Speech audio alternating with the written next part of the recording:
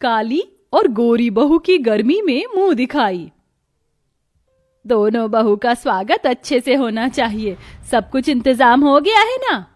माँ, सारी तैयारी हो गई है, बस अब जैसे ही दोनों भाभियां आ जाएंगी तो उनका स्वागत अच्छे से किया जाएगा। ठीक है। तभी घर के बाहर गाड़ी आकर रुकती है। लगता है मेरी दोनों बहू आ गई हैं। चलो चलो सारी लेडीज दरवाजे पर आ जाओ।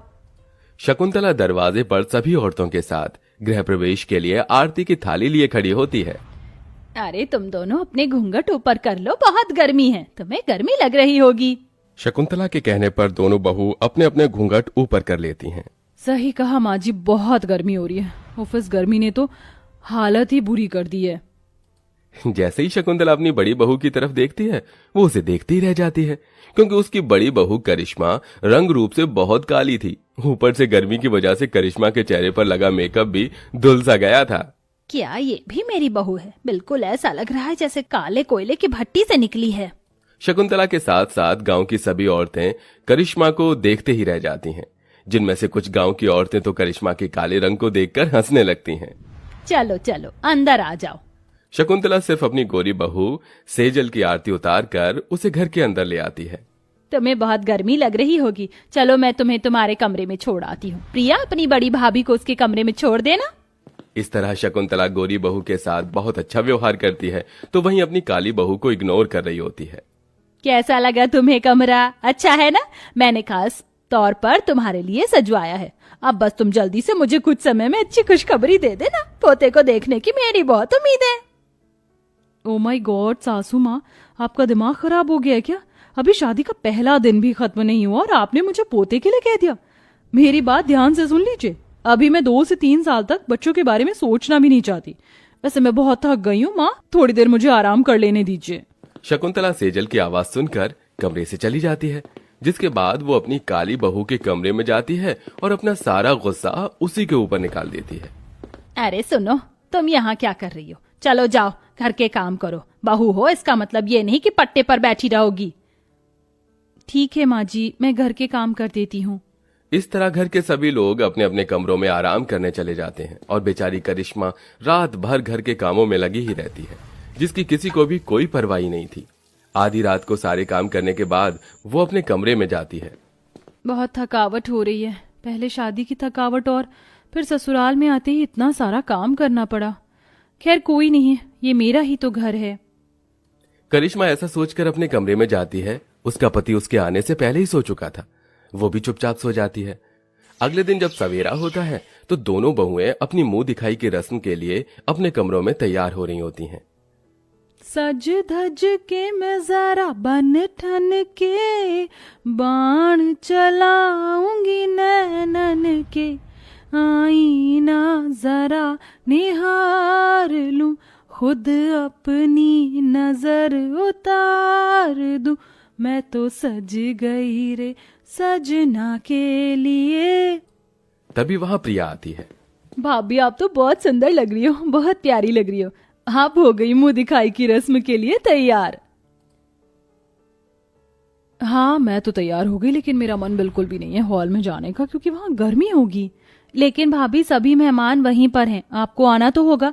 चलिए मैं बड़ी वाली भाभी के पास होकर आती हूँ। प्रिया अपनी बड़ी भाभी के पास जाती है। अरे ये क्या, आप अभी तक तैयार नहीं हुई हो? हाँ बस तैयार हो गई हूँ, चलो चलते हैं मुंह दिखाई की रस्म के लिए। तभी शकुंतला आती है। देखो बहू, तुम नीचे नहीं आओगी। मुंह दिखाई की रस्म सिर्फ सेजल की होगी। और तुमने ये पल्लू क्यों हटा रखा है सर से? चलो जल्दी से घूंघट कर लो। माँ जी, आप मेरा घूंघट किससे करवा रही हो? हमारे खानदान की बहुएं लंबा घूंघट करके रहती हैं और तुम्हें भी लंबा घूंघट करके ही रहना है, ठीक है ना? वैसे भी तुम घर की बड़ी बहू हो। और सुनो, कमरे से बाहर मत आना जब तक शाम नहीं हो जाती और सारे मेहमान अपने घर नहीं चले जाते।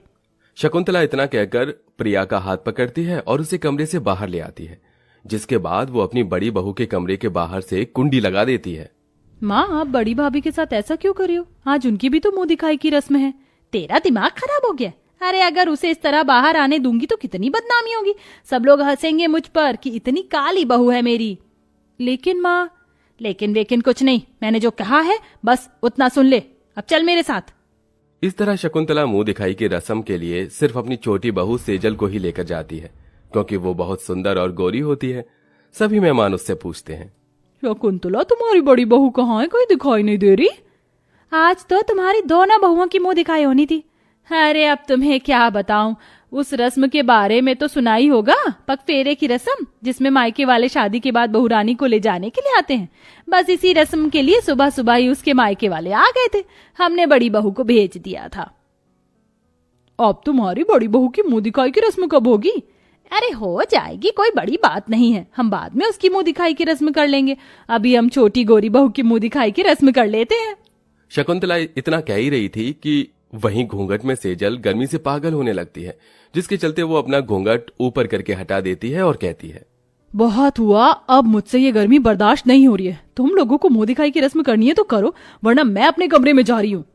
सेजल का ये व्यवहार देखकर वहां खड़ी सभी औरतें हैरान रह जाती हैं। हे भगवान, देखो तो सही इस बहू को कैसे बात कर रही है। आजकल की सभी बहुओं के यही हाल है। इस तरह सभी सेजल की मुंह दिखाई करके उसे शगुन देकर वापस अपने घर लौट आते हैं। इतना सब कुछ होने के बाद भी शकुंतला अपनी गोरी बहू से ही प्यार करती है और काली बहू से गर्मी में घर के सारे काम करवाती है।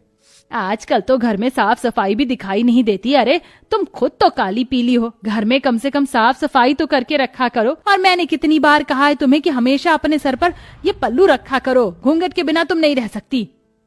माँ जी, मैंने घूंघट ही किया हुआ था, बस गर्मी बहुत ज्यादा लग रही थी इसलिए थोड़ी देर के लिए हटाया था। इतना कहकर करिश्मा फिर से घूंघट कर लेती है और घर के कामों में लग जाती है। उसी दिन शकुंतला की तबीयत अचानक से खराब हो जाती है। हे भगवान, मेरे पेट में क्या हो गया है, बहुत दर्द हो रहा है, कोई मुझे हॉस्पिटल लेकर चलो। अरे बहू, सेजल बहू, कहाँ हो तुम? इधर सेजल अपनी सास की आवाज सुनने के बाद भी शावर लेने चली जाती है, तो उधर करिश्मा अपनी सास की हालत को देखकर बहुत हैरान रह जाती है। वो फौरन एम्बुलेंस को फोन करती है और अपनी सास को अस्पताल लेकर पहुंचती है। देखिए, हमने आपकी सास का चेकअप कर लिया है। उनके पेट में कुछ उल्टा सीधा खाने की वजह से गैस बन गई थी। अब वो बिल्कुल ठीक है। इस तरह डॉक्टर कहकर चले जाते हैं। करिश्मा शकुंतला के पास आती है। बहू, तुमने इतनी गर्मी में भी इतना लंबा घूंघट किया हुआ है, इसे हटा दो। लेकिन माँ जी, आपने ही तो कहा था घूंघट करके रहने के लिए। लेकिन अब मैं ही कह रही हूँ कि इस घूंघट को हटा दो। अब मुझे कोई फर्क नहीं पड़ता तुम गोरी हो या काली। मुझे माफ करना बहू, मैंने तुम्हारे साथ बहुत बुरा किया। मैंने सेजल बहू के साथ जितना अच्छा किया, उसके बावजूद भी उसने मेरी हालत ना देखकर अपने आप को देखा, और तुम बिना सोचे समझे ही मुझे हॉस्पिटल लेकर आ गई और मेरी जान बचाई। मैं तुम्हारी आभारी हूँ बहू। ये आप कैसी बातें कर रही हो, ये तो मेरा फर्ज है।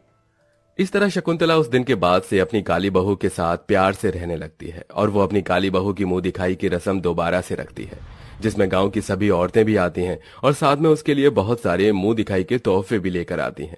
इसी के चलते करिश्मा की मुंह दिखाई बहुत अच्छे से होती है और अब वो अपने ससुराल में खुशी खुशी रहने लगती है।